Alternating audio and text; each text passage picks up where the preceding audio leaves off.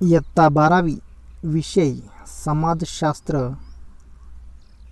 प्रकरण पहिले भारतीय समाजाचा परिचय स्वाध्याय प्रश्न पहिला अ. दिलेल्या पर्यायापैकी योग्य पर्याय निवडून खालील विधाने पूर्ण करा. 1. दीक्षा घेऊन बौद्ध विहारामध्ये राहणाऱ्या पुरुषांना डॅश म्हणत असत. पर्याय भिक्खू, भिक्खुनी, ऋषी. उत्तर भिक्खू. दीक्षा घेऊन बौद्ध विहारामध्ये राहणाऱ्या पुरुषांना भिक्खू म्हणत असत. 2. स्पेशल मॅरेज ॲक्ट डॅश यावर्षी पारित करण्यात आला. पर्याय 1950, 1952, 1954.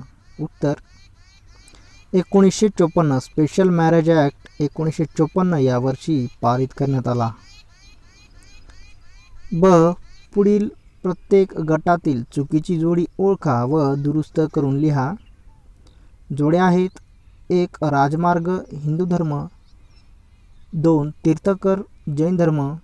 3. सेंट थॉमस शीख धर्म.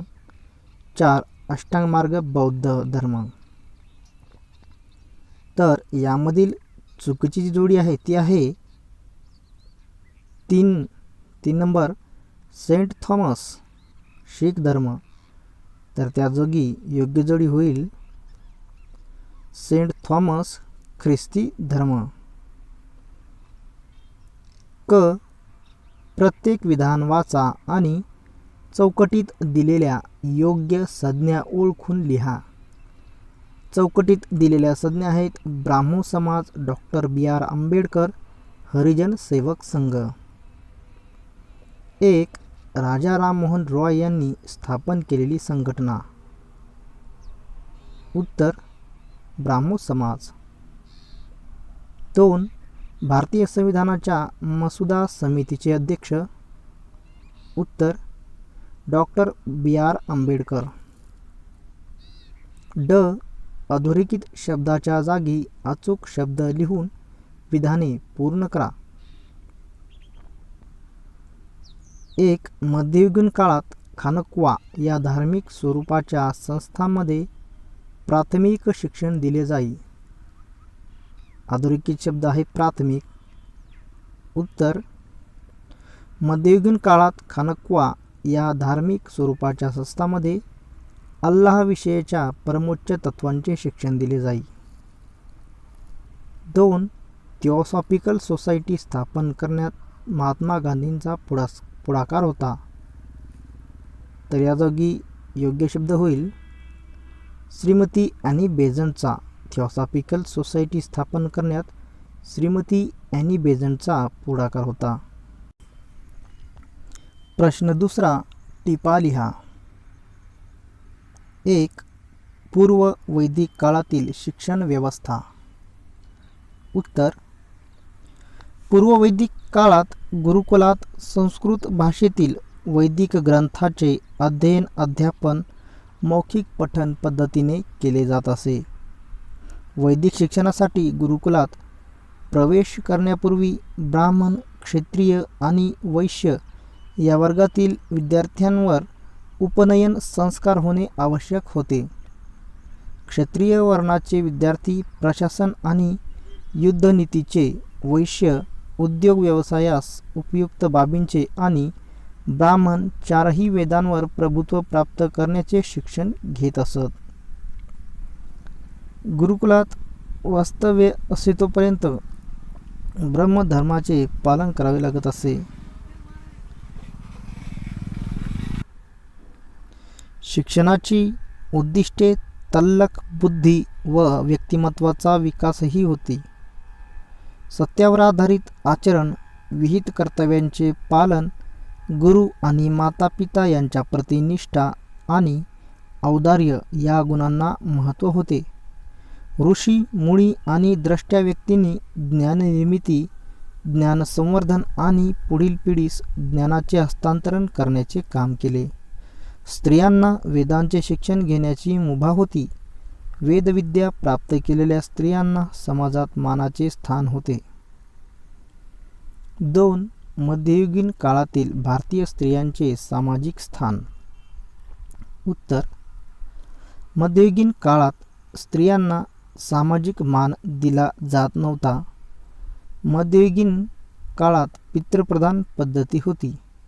पितृप्रधान पद्धतीत एकत्र कुटुंब पद्धत असल्यामुळे स्त्रियांचे स्थान दुय्यम होते. तसेच काही रूढी परंपरा स्त्रियांच्या शोषणास कारणीभूत ठरल्या, जसे बालविवाह, सती, पडदा पद्धत यासारख्या अनिष्ट प्रथा रूढ होत्या. मध्य आशियातून आलेल्या टोळ्यांची आक्रमणे स्त्रियांच्या असणाऱ्या सामाजिक स्थानात जबाबदार ठरल्या. पुरोहित वर्गाच्या वर्चस्वाखाली समाजव्यवस्था काटेकोर नियमांचे पालन करण्याचा आग्रह धरत असल्यामुळे मध्ययुगीन काळातील स्त्रियांना नीच मानले जात होते. स्त्रियांच्या व्यक्ती विकासाच्या वाटा बंद होण्यासाठी त्यांचा शिक्षणाचा अधिकार नाकारण्यात आला व स्त्रियांच्या स्वातंत्र्यावर अनेक निर्बंध लादले गेले. त्यामुळे पुरुषावर अवलंबून राहावे लागत असे. त्यामुळे स्त्रियांचा सामाजिक दर्जात सुधारणा होऊ शकली नाही. प्रश्न क्रमांक 3. फरक स्पष्ट करा. 1. पूर्व वैदिक काळातील आणि उत्तर वैदिक काळातील स्त्रियांची सामाजिक स्थिती. पूर्व वैदिक काळातील स्त्रियांची सामाजिक स्थिती. उत्तर वैदिक काळातील स्त्रियांची सामाजिक स्थिती. पूर्व वैदिक काळातील स्त्रियांची सामाजिक स्थिती यामध्ये पुरुषप्रधान समाजव्यवस्थेत स्त्रियांचा दर्जा पुरुषांच्या बरोबरीचा नसला तरी स्त्रियांना मानाचे स्थान दिले जात असे. उत्तर वैदिक काळात पुरुषांपेक्षा स्त्रियांना दुय्यम स्थान दिले जात असे. स्त्रियांना वैदिक शिक्षण घेण्याची मुभा होती. स्त्रियांना उपनयन संस्काराचा अधिकार दिला जात असे. तेथे विद्या प्राप्त झालेल्या लोपामुद्रा व गार्गीसारखे स्त्रियांना समाजात मान दिला जायचा. स्त्रियांना शिक्षण घेण्याचा अधिकार नाकारण्यात आला होता. तसेच त्यांना उपनयन संस्काराचा अधिकार नव्हता. उच्चवर्णीय स्त्रियांना फक्त खाजगी शिक्षण दिले जात असे. मात्र बहुसंख्य स्त्रियांचा दर्जा नीच होता. उत्तर वैदिक काळाच्या तुलनेत पूर्व वैदिक काळातील स्त्रियांचे स्थान उच्च दर्जाचे होते. उत्तर वैदिक काळात स्त्रियांचा सामाजिक दर्जा घसरला आणि त्यांचे स्थान दुय्यम झाले. पूर्व वैदिक काळात कुटुंबाच्या स्थावर संपत्तीवर स्त्रीचा अधिकार मान्य करण्यात आला होता. स्त्रियांची भूमिका समाजोपयोगी आणि उत्पादक समजली जायची. विधवा विवाह त्यांना मान्य होता. एकपत्नीवादाला त्यांनी प्राधान्य दिले किंवा स्वतःचा जोडीदार निवडण्याचा अधिकार त्यांनी तिला दिला होता. स्त्रियांच्या सर्व निर्णय घेण्याचा अधिकार हा पुरुषाला होता. उत्तर वैदिक काळामध्ये त्यांनी आयुष्यभर पुरुषांची आज्ञा पाळायची असा दंड घातला होता. विधवांना पुनर्विवाहाचा अधिकार नाकारण्यात आला. स्त्रियांची भूमिका ही फक्त घरगुती कर्तव्य पालन करण्यापुरती मर्यादित होती. 2. प्राचीन काळातील आणि वसाहतीच्या काळातील भारतीय शिक्षण पद्धती. उत्तर. प्राचीन काळातील भारतीय शिक्षण पद्धती. वसाहतीच्या काळातील भारतीय शिक्षण पद्धती. प्राचीन काळातील भारतीय शिक्षण पद्धतीमध्ये शिक्षण घेण्यासाठी विद्यार्थ्यांना गुरुकुलात जावे लागत असे. शिक्षण घेण्यासाठी प्रथम उपनयन महत्त्वाचे होते. शिक्षण पूर्ण होईपर्यंत विद्यार्थ्यांचे वास्तव्यही गुरुकुलात असे. वसाहतीच्या काळातील भारतीय शिक्षण पद्धतीमध्ये शिक्षण घेण्यासाठी शाळा व महाविद्यालय होती. परगावच्या विद्यार्थ्यांना शिक्षण घेता यावे यासाठी वसतिगृहाची सोय केली जात असे. बहुसंख्य विद्यार्थी हे स्वगृही राहून शिक्षण घेत असत.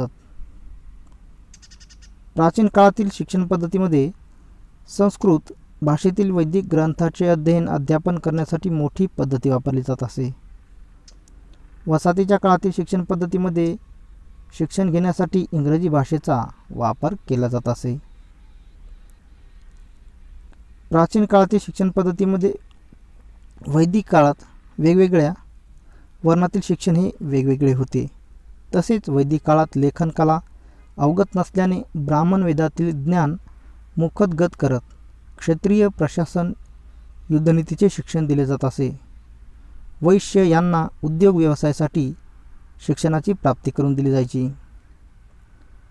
वसाहतीच्या काळात तांत्रिक व वैद्यकीय शिक्षण देणाऱ्या उच्च शैक्षणिक संस्था स्थापन करण्यात आल्या. त्यामुळे आधुनिक काळात धार्मिक शिक्षण न देता लौकिक जीवनाशी संबंधित शिक्षण दिले जायचे. यात गणित, विज्ञान, तत्त्वज्ञान, समाजशास्त्र, इतिहास इत्यादी विषय समाविष्ट होते.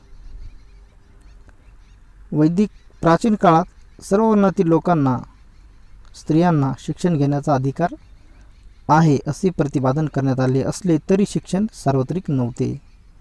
वसाहतीच्या काळात शिक्षण ही औपचारिक रीतीने सर्वत्र दिले जात असे. सर्व जाती धर्माच्या लोकांना तसेच स्त्रियांनासुद्धा शिक्षणाचा अधिकार होता. सर्वांना शाळा व महाविद्यालयात प्रवेश घेता येत होता. प्रश्न क्रमांक 4. खाली दिलेल्या संकल्पना उदाहरणासह स्पष्ट करा. वर्ण. उत्तर. वैदिक काळात समाजाची ब्राह्मण, क्षत्रिय, वैश्य, शूद्र अशा 4 वर्णात विभागणी केली जात होती. वैदिक कालखंडातील वर्णव्यवस्था ही समाजातील व्यवसायाच्या वर्गवारीवर आधारलेली होती. त्यामध्ये व्यवसायानुसार वर्णन बदलण्याइतकी लवचिक परिस्थिती होती. दिवसेंदिवस या गोष्टींचा पगडा वाढत गेला व कालखंडाच्या उत्तरार्धात अधिक गडद नियम असलेली पावित्र्य या गोष्टी व विटाळ जातीव्यवस्था उभारली गेली. यामध्ये अन्न, पाणी, प्राशन करणे, पोशाखावरून तसेच व्यवसाय व पूजा पद्धती, सामाजिक व्यवहार, प्रवास, साध्या साध्या गोष्टीवरून सुद्धा उच्च नीच मानली जायची. उदाहरणार्थ ब्राह्मण पुरोहित व बुद्धिजीवी वर्ग, क्षत्रिय राज्यकर्ते व प्रशासन वर्ग, वैश्य व्यापारी व शेतकरी वर्ग. अशा प्रकारे आपल्याला वर्ण यावर संकल्पना स्पष्ट करता येते. 2. सामाजिक कायदे. उत्तर. समाजात अनिष्ट रूढी परंपरा होत्या. त्याला कुठेतरी आळा बसावा यासाठी सामाजिक कायदे निर्माण करण्यात आले. सामाजिक कार्याचा संबंध समाजाचे कल्याण व्हावे या गोष्टीला न्याय मिळावा हे अपेक्षित होते. तसेच भारतीय समाजातील दुर्बल घटकांना संरक्षण मिळावे हा याचा उद्देश होता. सुधारणेसाठी प्रयत्न करणारे अनेक सेवाभावी संस्था, गट, संघ यांची संख्या वाढल्यामुळे प्रचलित अन्यायकारक रूढी परंपरा रोखण्यासाठी कायदे अंमलात आणली गेली. त्यामुळे ब्रिटिश सरकार दडपण आणणे शक्य झाले. कायदे निर्माण केल्यामुळे अन्याय, दडपशाही व शोषणाला वाचा फोडली. त्यामुळे समाजात परिवर्तन होण्यास मदत झाली. उदाहरणार्थ ब्रिटिश राजवटीत रूढी व परंपरा यांचे निर्मूलन करण्यासाठी पुढील कायदे करण्यात आले. सन 1829 साली सती प्रतिबंधक कायदा, सन 1856 साली विधवा पुनर्विवाह कायदा, सन 1861 साली हुंडा प्रतिबंधक कायदा, 2005 साली कौटुंबिक हिंसाचार प्रतिबंधक कायदा अशा प्रकारचे अनेक कायदे करण्यात आले.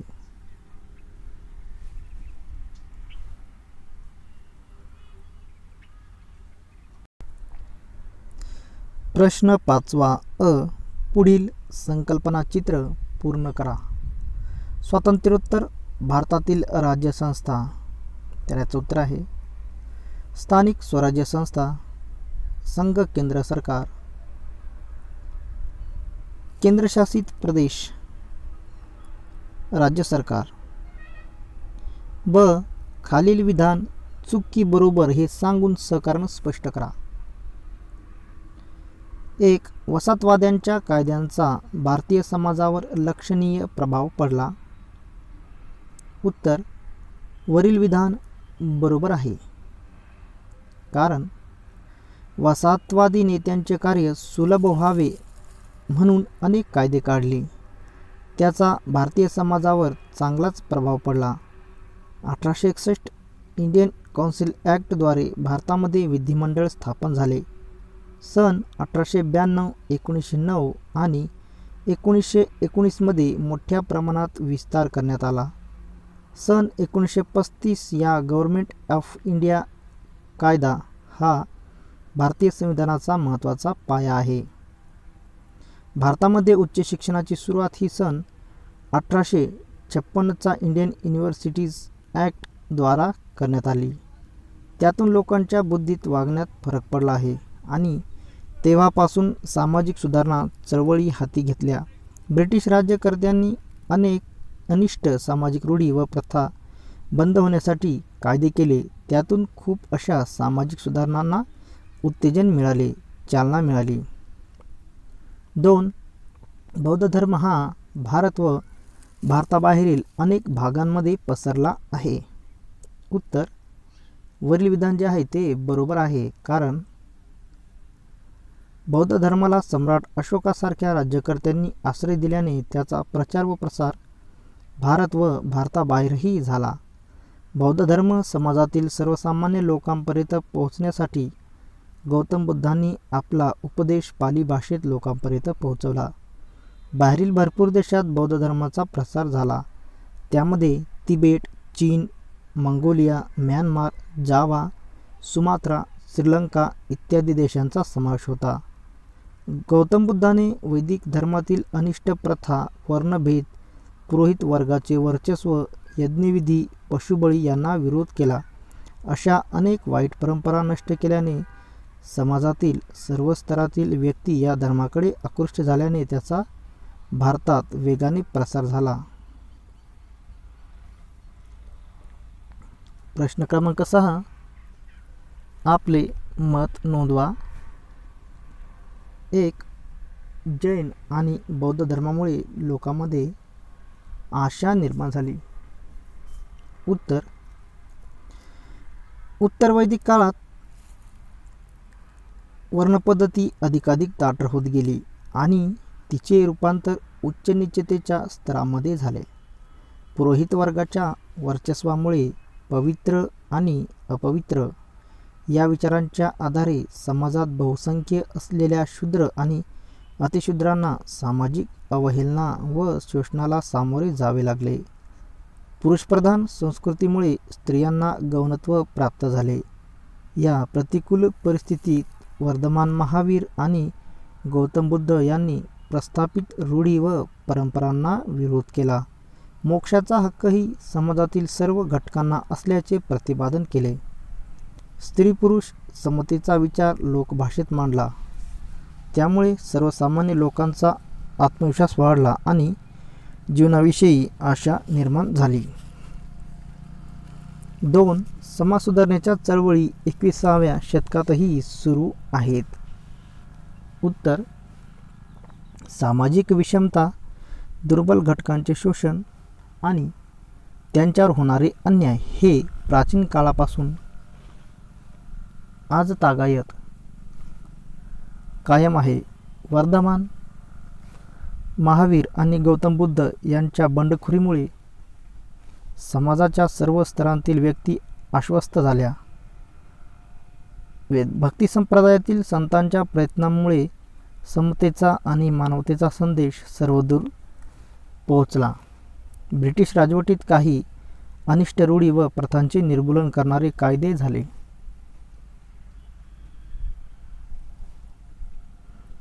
प्रश्न क्रमांक 7. पुढील प्रश्नाचे उत्तर सविस्तर लिहा. कमीत कमी 150 शब्द. पुढील मुद्द्यांच्या आधारे आजचा भारतीय समाज कसा बदलत गेला आहे याची उदाहरणासहित चर्चा करा. पर्याय 1. इंग्रजी भाषा हे शिक्षणाचे माध्यम. 2. मतदानासाठी असलेली वयोमर्यादा कमी होणे. 3. सामाजिक कायदे. 4. वाहतूक आणि संपर्क किंवा दळणवळण. तर याचे उत्तर आहे 1. इंग्रजी भाषा हे शिक्षणाचे माध्यम. ब्रिटिश राजवटीत शिक्षणाचे सार्वत्रिकीकरण आणि इंग्रजी भाषा हे शिक्षणाचे माध्यम हे विचार भारतात रुजले. आपल्या उन्नतीसाठी समाजातील दुर्बल घटक हे इंग्रजी माध्यमातील उच्च शिक्षणाकडे वळले. जागतिकीकरणामुळे कुशल आणि अकुशल कामगारांना जगभर रोजगाराच्या संधी निर्माण झाल्या. म्हणजेच इंग्रजी माध्यमातील शिक्षण भारतीय समाजातील बदलाचे पाईक बनला आहे. 2. मतदानासाठी असलेली वयोमर्यादा कमी होणे. सन 1947च्या आधी लोकशाही विचारप्रणालीविषयी सर्वसामान्य भारतीय अनभिज्ञ होते. भारताच्या संविधानाने सार्वत्रिक प्रौढ मताधिकार हे तत्त्व स्वीकारले आणि वयाची 21 वर्ष पूर्ण करणाऱ्या सर्व स्त्री पुरुष नागरिकांना मताधिकार दिला. त्याचे पुढचे पाऊल म्हणजे मताधिकाराची वयोमर्यादा 18 वर्षे इतकी कमी झाल्याने 18 ते 21 या वयोगटातील तरुणांना मताधिकार प्राप्त झाला. त्याद्वारे राजकीय प्रक्रियेत सहभागी होण्याची संधी तरुण वर्गाला प्राप्त होणे हा एक उल्लेखनीय सामाजिक बदल आहे.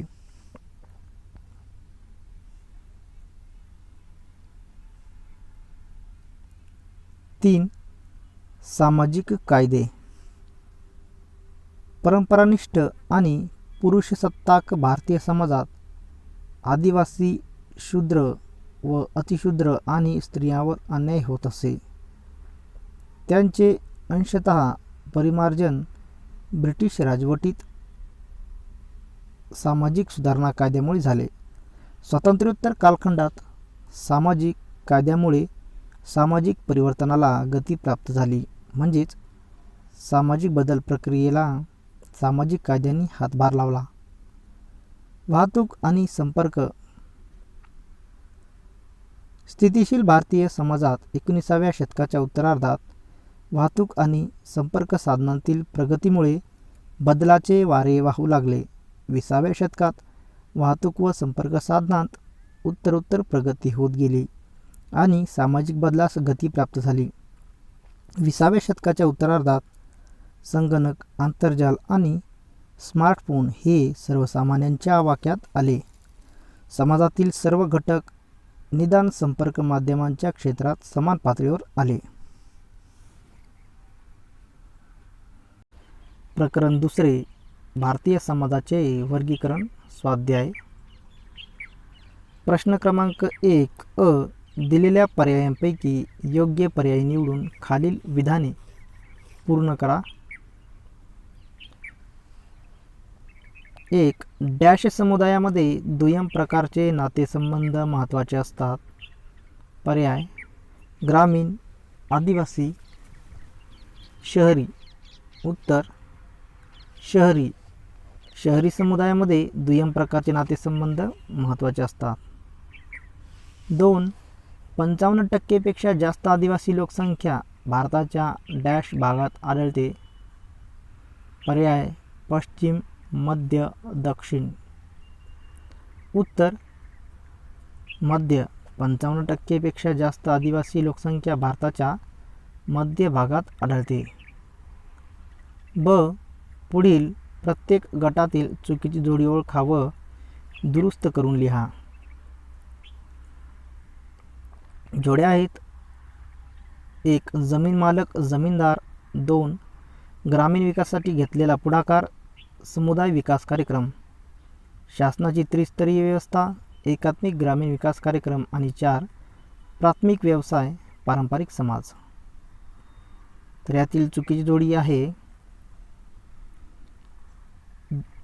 3.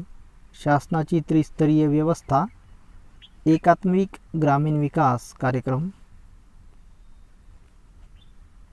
तर या जागी योग्य जोडी असेल शासनाची त्रिस्तरीय व्यवस्था पंचायत राज. क. प्रत्येक विधान वाचा आणि चौकटीत दिलेल्या योग्य संज्ञा ओळखून लिहा.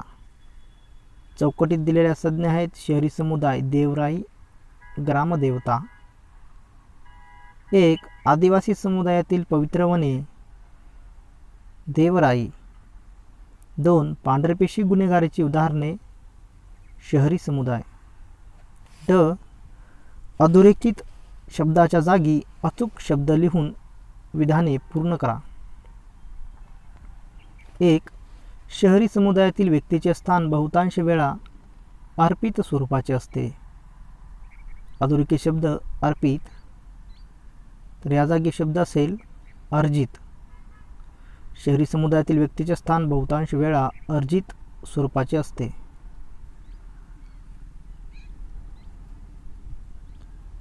2. निर्जीव वस्तूंचे पूजन करण्याच्या पद्धतीला चेतनावाद असे म्हणतात.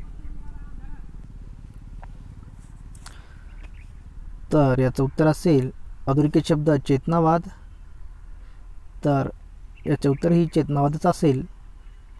निर्जीव वस्तूंचे पूजन करण्याच्या पद्धतीला चेतनावाद असे म्हणतात. प्रश्न दुसरा, टिपा लिहा. 1. आदिम समुदायाच्या समस्या. उत्तर. आदिम समुदायाच्या समस्या पुढीलप्रमाणे आहेत. 1. जंगल व जमिनीपासून आदिवासी अलगता. वनप्रदेश आणि तेथील संसाधने ही आदिम समाजाच्या उपजीविकेची प्रमुख साधने होती. आदिम समाज जमिनीपासून अलग होण्याची सुरुवात ब्रिटिश कालखंडापासून झाली. याखेरीज सावकार, जमीनदार आणि व्यापाऱ्यांनीही आदिम समाजाच्या जमिनीवर ताबा घेतला होता. औद्योगिकीकरण आणि धरण बांधकामामुळे शासनानेही आदिम समाजाच्या जमिनींचे संपादन केले. 2. दारिद्र्य आणि कर्जबाजारीपणा.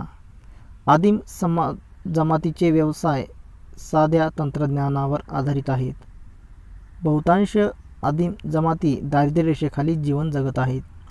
स्थानिक सावकार आणि जमीनदार या परिस्थितीचा फायदा घेऊन आदिम जमातींचे शोषण करतात. कर्जाची परतफेड करण्यासाठी आदिम व्यक्तीला जमीन तारण ठेवावी लागते किंवा विकावी लागते. 3. अनारोग्य आणि कुपोषण.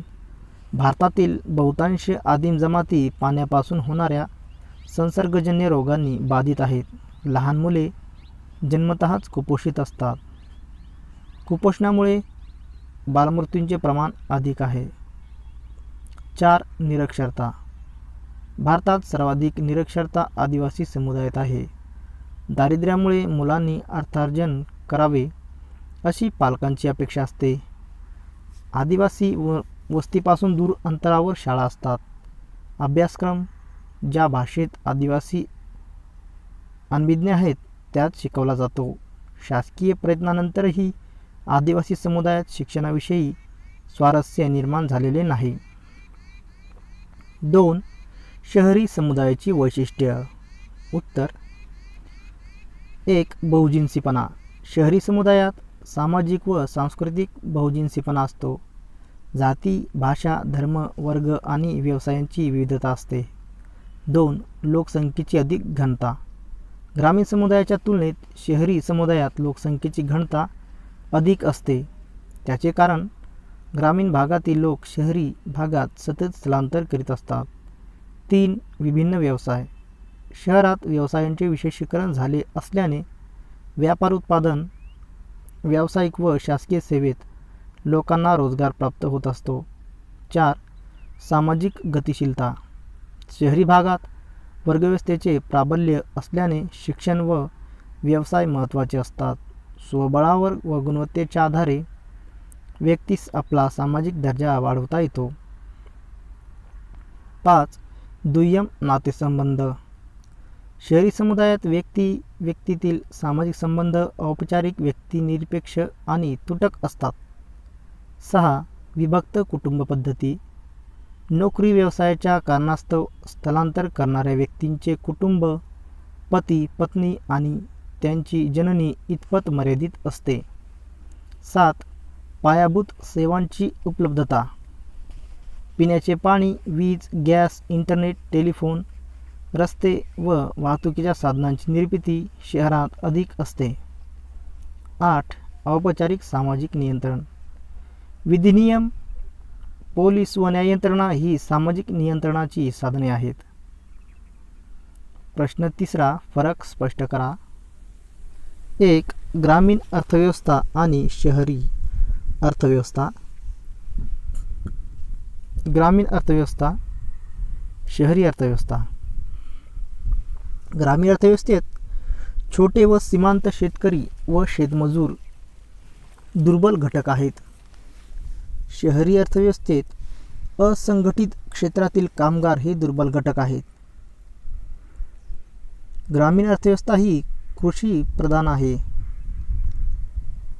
शहरी भागात कारखानदारी व सेवा क्षेत्रात लोकांना रोजगार उपलब्ध होतात. ग्रामीण भागातील 20% लोकसंख्येच्या उपजीविकेचे साधन शेती व शेतीशी निगडीत व्यवसाय आहे. शहरी भागात कारखानदारी व सेवा क्षेत्रात लोकांना रोजगार उपलब्ध होतात. स्वातंत्र्योत्तर कालखंडात ग्रामीण अर्थव्यवस्थेला अर्जितावस्था प्राप्त व्हावी यासाठी कृषी मालावर प्रक्रिया करणारे उद्योग सुरू करण्यात आले. स्वातंत्र्यपूर्व कालखंडात 19व्या शतकाच्या मध्यमातून औद्योगिक शहरे विकसित झाली. स्वातंत्र्योत्तर कालखंडात औद्योगिकीकरणाला प्रोत्साहन देण्यात आले. ग्रामीण अर्थव्यवस्थेवर बड्या जमीनदार वर्गाचे वर्चस्व आहे. शहरी अर्थव्यवस्थेवर कारखानदार भांडवलदार वर्गाचे वर्चस्व आहे. 2. आदिम समुदाय आणि शहरी समुदाय. आदिम समुदाय, शहरी समुदाय.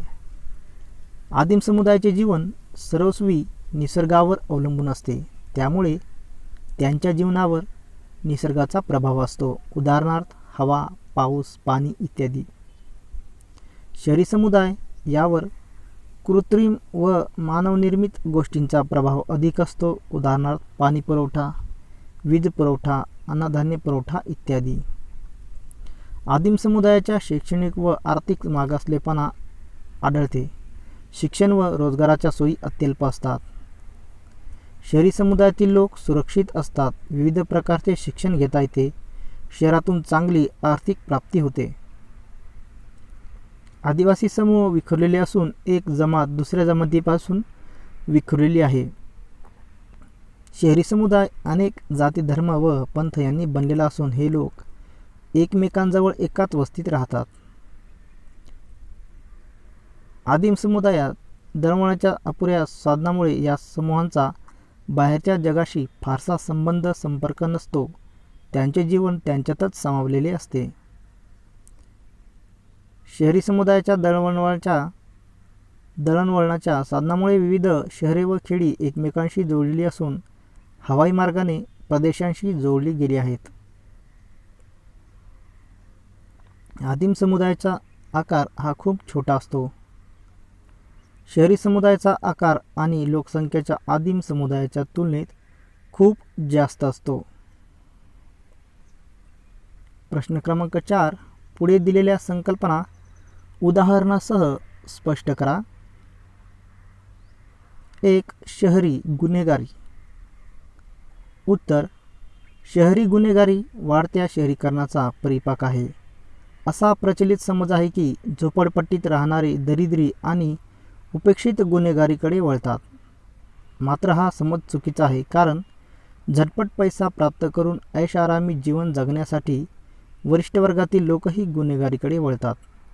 आयुष्यात एका टप्प्यावर अयशस्वी झालेले सुशिक्षित तरुणही गुन्हेगारीकडे वळतात.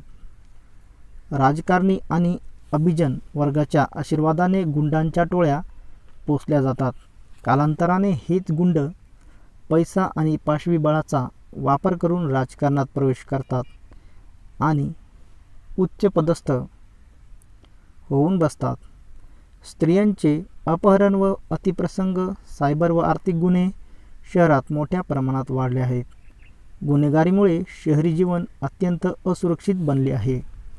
उदाहरणार्थ दाऊद इब्राहिम आणि छोटा राजन हे गुंडांच्या टोळ्यांचे म्होरके, तर हर्षद मेहता सारखे पांढरपेशा गुन्हेगार. 2. आदिवासी कुल.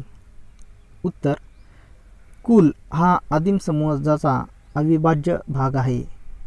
कुल म्हणजे रक्ताच्या नात्यांनी बांधली गेलेली कुटुंबे होत.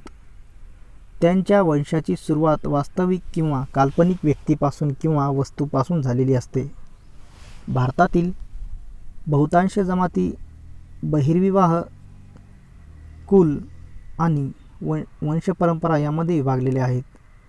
कुल संघटन असल्यामुळे दृढ नातेसंबंध निर्माण होतात. उदाहरणार्थ, महाराष्ट्रातील वारली व कातकरी जमातींचे कुल संघटन. प्रश्न क्रमांक 5 संकल्पनांची आकृती पूर्ण करा. आदिम समुदायाशी सांस्कृतिक संपर्क येण्याची कारणे. तर काय कारणे आहेत? ख्रिस्ती धर्मोपदेशकांचे प्रयत्न, शासकीय उपक्रम, स्थलांतर, शिक्षणाचा प्रसार. ब. खालील विधान चूक की बरोबर हे सांगून सकारण स्पष्ट करा. 1. शहरी समुदायामध्ये गुंतागुंतीचे श्रमविभाजन दिसून येते. उत्तर: वरील विधान बरोबर आहे. कारण शहरात व्यवसायांचे विशेषीकरण झालेले असते. व्यावसायिक कारणास्तव आवश्यक ते श्रमविभाजन करण्यात आलेले असते. विशेष पात्रता असणाऱ्या व्यक्तींना विशेष व्यावसायिक संधी उपलब्ध असते. उदाहरणार्थ, वैद्यकीय क्षेत्रातील डॉक्टर. जागतिकीकरणानंतर विशिष्ट पात्रता असणाऱ्या व्यक्तींना देशात आणि देशाबाहेर व्यावसायिक संधी उपलब्ध असतात. 2. अलीकडील काळामध्ये जातीव्यवस्थेचा पारंपरिक प्रभाव हा कमी होत चालला आहे. उत्तर: वरील विधान बरोबर आहे. कारण 19व्या शतकाच्या उत्तरार्धापासून औद्योगिकीकरण आणि नागरिकीकरणाचा मोठ्या प्रमाणात प्रसार झाल्याने पारंपरिक समाजव्यवस्था आणि त्यातील जातीव्यवस्थेत परिवर्तन घडून येऊ लागले आहे. औद्योगिकीकरणामुळे पारंपरिक जातीनिहाय व्यवसाय हा विचार मागे पडला आहे. शिक्षणाचा प्रसार झाल्याने कनिष्ठ जातीतील कर्तबगार व्यक्ती मोठ्या अधिकारपदावर जाऊन पोहोचले आहेत किंवा स्वतःचे उद्योग व्यवसाय करीत आहेत. 19व्या शतकातील समाजसुधारकांनी जातीव्यवस्था आणि त्यातील अन्यायमूलक बाबींवर प्रखर टीका केली. त्यांनी बहुजन समाजाला व दलितांना संघटित केले. या कनिष्ठ जातींनी जातीचे निर्बंध झुगारून दिले आहेत. भारताच्या संविधानाने समतेचे तत्त्व स्वीकारले आहे. जातींच्या आधारे भेदभाव करण्यास मनाई केली आहे. अस्पृश्यतेचे निर्मूलन केले आहे आणि अस्पृश्यतेचे पालन हा दखलपात्र गुन्हा घोषित केला आहे. प्रश्न क्रमांक 6. आपले मत नोंदवा. 1. शहरामध्ये समुदाय ऐक्य भावनेचा अभाव का आहे? उत्तर: शहरामध्ये समुदाय ऐक्य भावनेचा अभाव आहे कारण शहरामध्ये विविध प्रांतांतून आलेल्या विविध जाती व धर्माचे लोक एकत्र राहतात व आपले वेगळेपण जोपासतात. शहरामधील सामाजिक संबंध दुय्यम औपचारिक आहेत. त्यामुळे समुदाय ऐक्य भावना वाढीस लागत नाहीत. महानगरे भौगोलिकदृष्ट्या पसरलेली आहेत.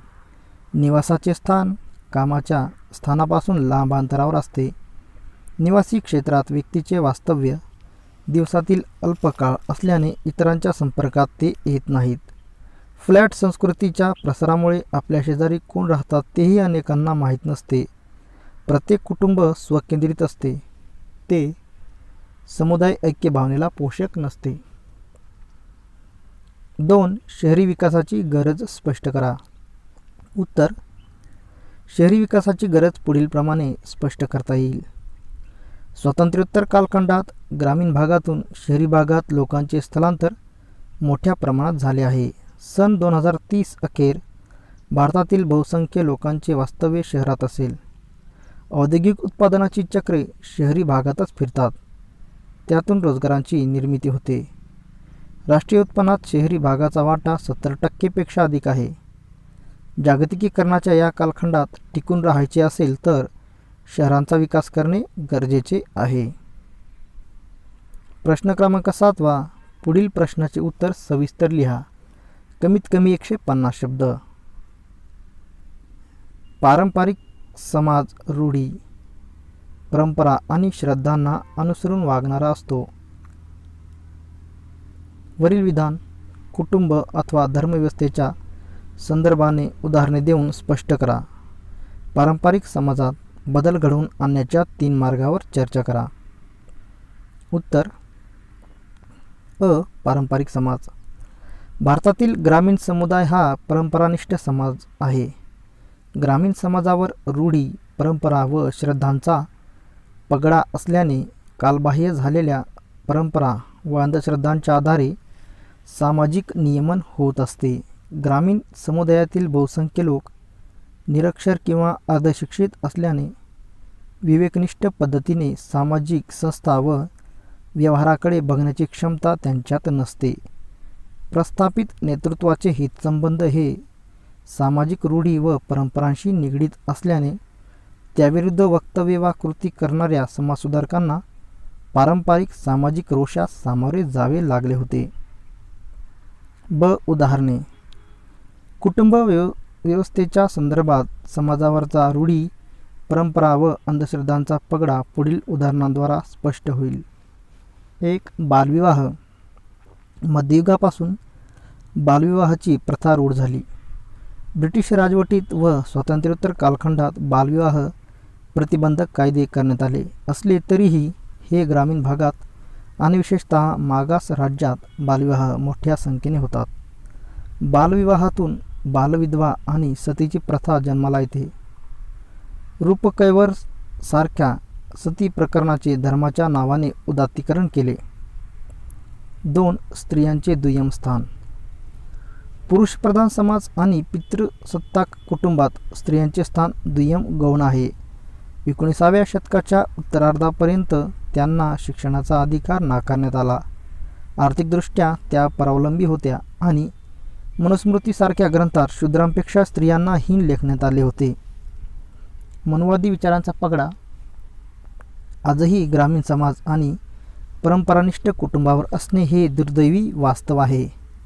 20व्या शतकात स्त्री पुरुष समानता सैद्धांतिक पातळीवर स्वीकारण्यात आली असली तरी स्त्रियांचे कुटुंबातील दुय्यम स्थान हे शहरी भागातील सुशिक्षित कुटुंबातील वास्तव परिस्थिती आहे. 3. हुंडा पद्धत. 21व्या शतकात केवळ परंपरागत ग्रामीण समाजात नव्हे तर सुशिक्षित पांढरपेशा मध्यमवर्गीयामध्ये हुंडा पद्धत उघड वा सुप्तपणे प्रचलित आहे. या अमानुषी पद्धतीतून मंजुश्री सारडा सारखी हुंडाबळीची प्रकरणे घडत असतात. काही उघडकीस येतात. हुंड्याची लग्नाआधी आणि लग्नानंतर मागणी करणे आणि त्यासाठी नववधूचा छळ करणे आणि अपवादात्मक प्रकरणात नववधूचे दहन करणे हा या कालबाह्य आणि अमानुषी सामाजिक रूढीचा परिपाक आहे. क. समाजात बदल घडवून आणण्याचे 3 मार्ग. 1. कठोर कायदे व त्याची कसोशीने अंमलबजावणी करणे. बालविवाह प्रतिबंधक, हुंडा प्रतिबंधक आणि कौटुंबिक हिंसाचार प्रतिबंधक कायदे करण्यात आले आहेत. त्यात सुधारणा करून त्यातील पळवाटा दूर केल्या पाहिजेत. शासकीय यंत्रणेने या कायद्याचा भंग करणाऱ्या विरोधात कठोर कारवाई केली पाहिजे. 2. सामाजिक मानसिकतेत बदल. केवळ कायदे करून सामाजिक सुधारणा घडून येत नाही. समाजसुधारकांनी व महिलावादी संघटनांनी याबाबत समाजाचे प्रबोधन केले पाहिजे आणि समाजाची मानसिकता बदलण्यासाठी सातत्याने प्रयत्न केले पाहिजेत. प्रसारमाध्यमांना या कार्यात सक्रियरित्या सहभागी करून घेतले पाहिजे. शासनाने सामाजिक प्रबोधनाच्या उपक्रमांना सर्वतोपरी सहाय्य केले पाहिजे. 3. शिक्षण. शिक्षणाच्या प्रसाराद्वारा स्त्री पुरुष समानता, सामाजिक न्याय व स्वातंत्र्य ही मूल्ये रुजवली पाहिजेत. स्त्री शिक्षणास प्राधान्य देऊन त्यांना अन्यायाविरुद्ध संघर्ष करण्यास प्रवृत्त केले पाहिजे. सामाजिक मानसिकतेत बदल करण्यासाठी ग्रामीण भागात प्रौढ शिक्षणाचे उपक्रम राबवून परंपरानिष्ठ मानसिकता बदलण्यासाठी प्रयत्न केले पाहिजेत.